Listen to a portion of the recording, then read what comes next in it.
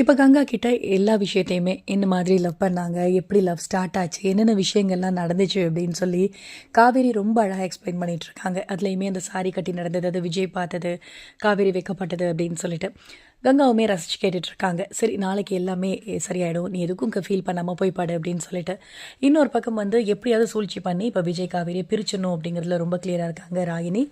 So already வந்து காவேரி ஏற்றி விட்டுருக்காங்க. ஸோ காவேரி ரொம்பவே ஃபீல் பண்ணி ஒரு பக்கம் உட்காந்துருக்காங்க. இன்னொரு பக்கம் விஜய் கிட்ட போயிட்டு குமரன் பேசினப்போ குமரனுக்கு ரொம்ப கிளியராக தெரிஞ்சிருச்சு விஜய் எந்த அளவுக்கு காவேரியை லவ் பண்ணுறாரு, எந்த அளவுக்கு நேசிக்கிறார் அப்படின்னு. இவனுமே ஃபஸ்ட்டு கோவமாக தான் விஜயை பார்க்கறதுக்காக போகிறாரு. ஆனாலும் பரவாயில்ல, இந்த அளவுக்கு வந்து நல்லாவே நினச்சிட்டு இருக்காரு, காவேரியை பற்றி நல்லா வச்சுப்பாரு அப்படிங்கிற ஒரு ஒரு சந்தோஷம் தான் நிவின்குமே.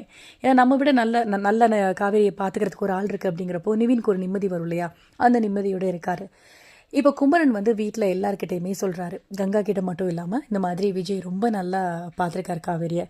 அவர் இப்போயுமே கேர்டேக்கர் வச்சு தான் வெண்ணிலாவை பார்த்துக்கணும் அப்படின்னு நினச்சிட்டு இருக்காரு.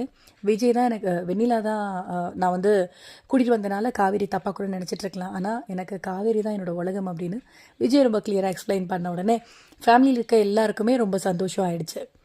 இப்போ விஜய்க்கு ஒரு கால் வருது ஆஃபீஸ்லேருந்து, இந்த மாதிரி ஒர்க் எல்லாமே கன்ஸ்ட்ரக்ஷன் ஒர்க்லாம் நின்றுச்சு, லேபர் எல்லாமே வேலை பார்க்க முடியாதுன்னு சொல்கிறாங்க, இங்கே பிரச்சனை சார், நீங்கள் உடனே கிளம்பி வாங்க அப்படின்னு. விஜய் ஆல்ரெடி எப்படா காவேரியை போய் பார்ப்போம் அப்படின்னு சொல்லிட்டு உட்காந்துருக்காரு. ஸோ அதனால் அப்படியா அப்படின்னு சொல்லி கேட்டுட்டு, சரி ஆனால் இப்போ என்னால் வர முடியாது, ஃபஸ்ட்டு என்னோடய ஒய்ஃபை போய் நான் வீட்டில் பார்ப்பேன், அதுக்கப்புறம் தான் எந்த ஒரு ஒர்க்காக இருந்தாலும் நான் பார்ப்பேன் அப்படிங்கிற மாதிரி கிளியராக சொல்லிடுறாரு.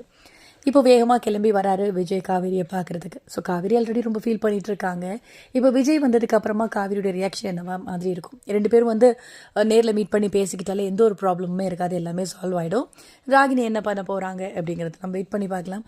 இந்த வீடியோ பிடிச்சிருந்தால் லைக் பண்ணுங்கள். இந்த மாதிரி அப்டேட்க்கு மறக்காமல் நம்ம சேனலை சப்ஸ்கிரைப் பண்ணுங்கள். தேங்க்யூ.